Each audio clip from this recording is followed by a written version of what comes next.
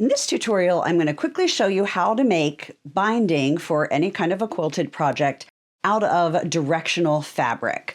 So when you're making binding, you're cutting strips, and this is straight edge binding. So you're cutting strips selvage to selvage, generally in 2.5 inch wide pieces. Some people will use something a little bit narrower, but the most common size is 2.5 inches wide by width of fabric. For this project, I have 5 of these strips that I need to put together to make the binding. And if you want to learn how to figure out how many strips you're going to need for a project, there's going to be a link below this video that will take you to another video that I did that shows you how to do those calculations.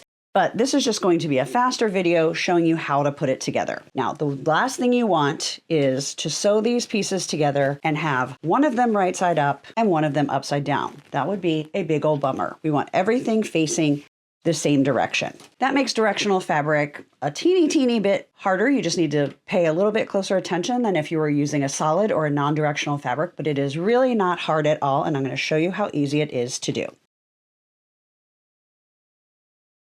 So you're going to take one of your strips and you're going to put it on your workspace, or I put it right in front of my sewing machine, so that you have the direction the way you want it. So my covered bridges, the top's here, the bottom's here, looks good. Now I'm going to take the other one and I'm going to put it right next to it so I can visually see that it's going in the same direction. You're going to take the one on the right, you're going to turn it over so that you're matching right sides to right sides, and we are going to put that at a 90-degree angle to this bottom one.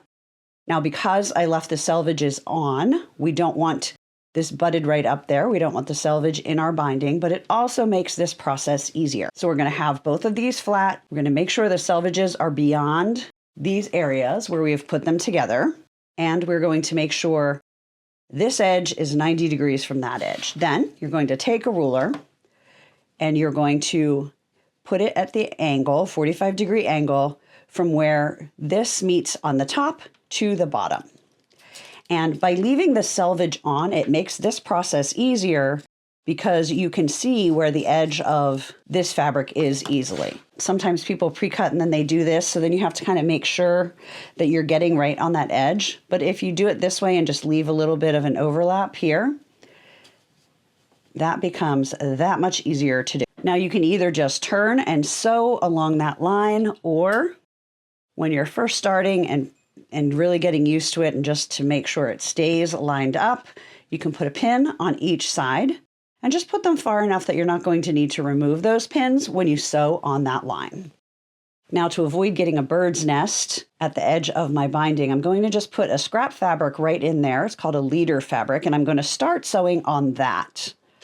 And then I'm just going to sew right down that line. Cut that off.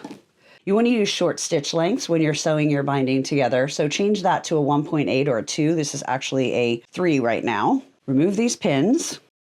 Now, before you cut this, you want to fold this down just to triple check and make sure everything is going in the same direction. If somehow one of these was upside down compared to the other, you would just grab your seam ripper, take that out, and start over again. But since it is done correctly, I brought a little cutting mat so I can just stay right in the same place and show you this whole tutorial. I'm going to line my ruler up. I'm going to cut a 1/4 inch from that seam line. Now that is going to be good to go.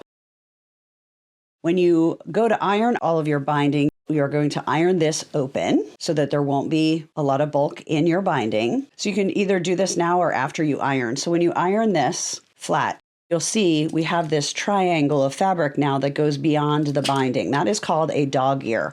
So you can just trim that off now, or you can trim it after you have sewn all of the pieces together, sewn and pressed that. Now we have 2 pieces, and you're just going to continue doing the same thing for as many as you need to put together. For this table runner that I'm doing, I need to put 5 of these strips together. So what I would do for the next one, to make sure everything's staying the same way, I just move this to the left, grab my next piece, and I repeat the process.